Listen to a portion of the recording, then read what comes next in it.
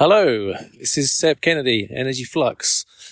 I am, as you can tell, relaunching a podcast. And I say relaunching because I did have a podcast when I started this newsletter. I ran for about a year or so, had lots of interesting guests on it and really, really fun.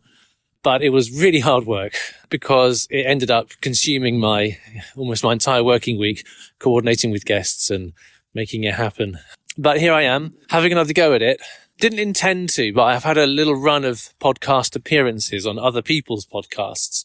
The feedback was overwhelmingly positive from so many listeners. And I realized that there's really an appetite for people who want to get their energy news and analysis and insights and commentary in audio format, and that I'm not reaching those people by just only doing the written word. So I thought, well, all right. It's so easy now. You can just launch a podcast with the click of a button, get back on the airwaves and just share kind of brief snippets with readers of Energy Flux to make it a bit more kind of intimate, a bit more interactive. That's the concept behind this podcast. It's going to be me chatting about stuff that I'm seeing in the market, stuff that I'm writing about, and then opening it out to questions which people can email to me. I thought that could be quite a nice, interesting and sustainable way of doing a podcast. And so that's what it will be. So you can email me. My email address is seb@energyflux.news.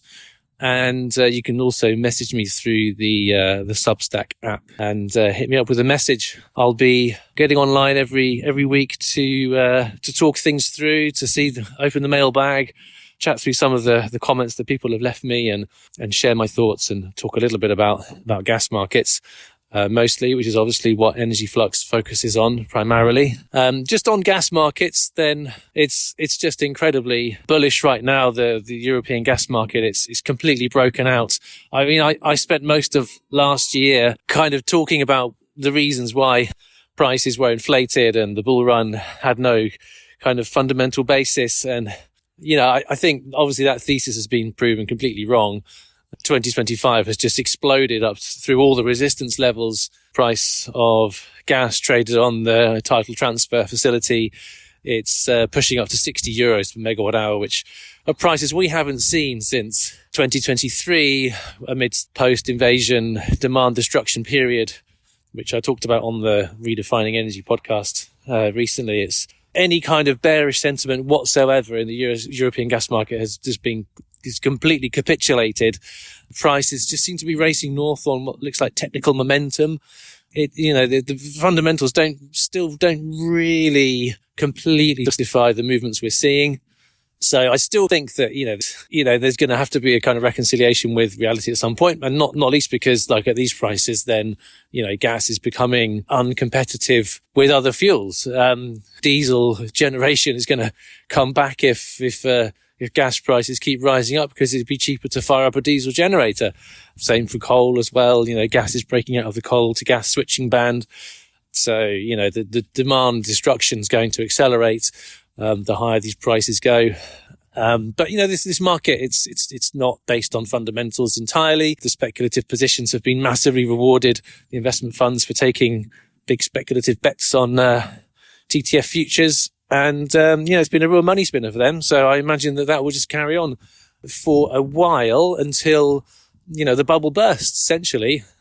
And I'm not going to call it. I'm not going to call when that bubble is likely to burst. It's impossible to know, really. It could happen at any moment, but I mean, I can tell by the sounds I'm outside and, it's chilly. Everyone's got their thermostats up, myself included. Gas draw is pretty substantial at the moment. And I think until, we see the kind of bottoming out of the demand draw, the gas storage facilities, draining out, then we're not probably going to see any likelihood of that kind of TTF bubble bursting at all. I think we've got to wait probably a few more months for that to happen, and for European leaders to wake up to the reality that they still have an energy problem on their hands, a gas problem. I wouldn't call it a crisis because, it's not quite at the levels that we saw after Russia invaded Ukraine, but it is, it is a problem. And I would say it's a problem of their own making because, and one of the things that's going to be discussed this week at very high levels are some of the regulations around gas storage in the EU.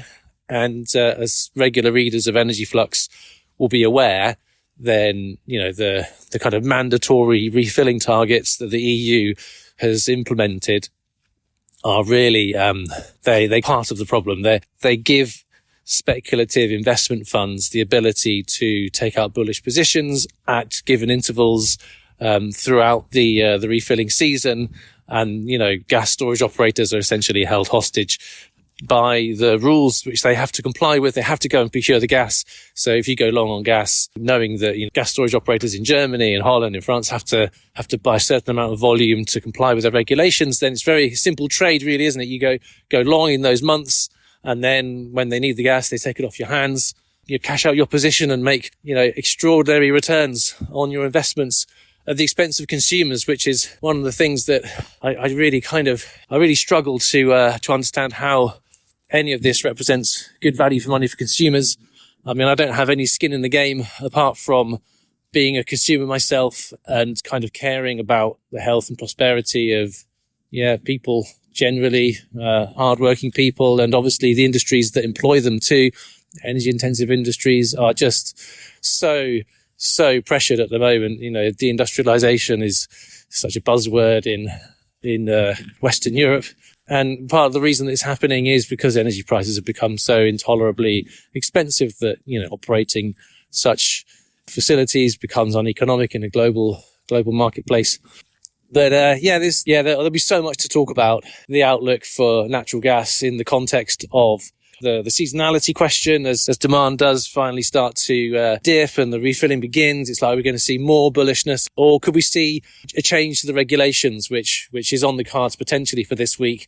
It'll be very interesting to see if the European Union or the gas storage operators come up with alternative proposals to kind of relax these rules, which seem to be providing a real solid foundation for bullish speculative positioning, which is inflating prices.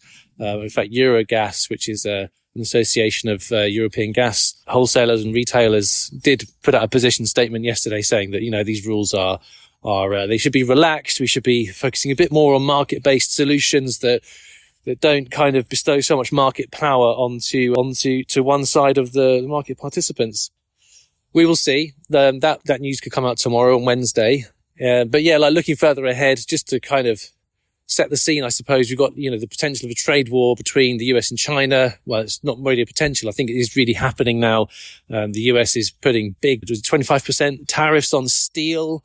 That's going to be extremely problematic for the construction of new liquefied natural gas projects on the US Gulf Coast and potentially in Alaska or on the West Coast in California. That's going to make those projects less economically viable. So there could be a real squeeze on new projects coming through in the kind of the late 2020s, which could tighten up supply and erode any possibility of a glut really emerging, which is something I've written about again in very great depth in Energy Flux. And then, the threat from Trump for the EU to buy more American liquefied natural gas, is hanging over Europe, and he's threatening withdrawing from NATO and, the negotiations around the potential peace settlement in Ukraine, the future of Russian natural gas, both in liquefied form and via pipeline.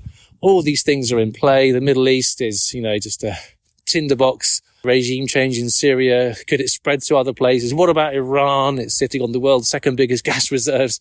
I mean, the gas space is it boggles the mind to think about all the possibilities as all the rule books are torn open, and this kind of very precarious, strange new world order emerges from all the events emanating from the US and that profoundly consequential election, which Trump was, of course, returned to the White House. So, it's going to be a lot to talk about. I could probably ramble on for hours and hours, but I do respect people's time, and, we're all busy. So I don't want to give you like hours and hours of audio every week, but this is really just a placeholder that, I'm going to be on the airwaves if you want to hear from me, if you want to engage with me, if you want to send me questions. Says I'm not an expert. I'm just a journalist who follows this stuff very closely, but I don't know everything, and I'm learning every day, every week by writing this stuff. It is just a phenomenal way to educate yourself, commit to writing a newsletter.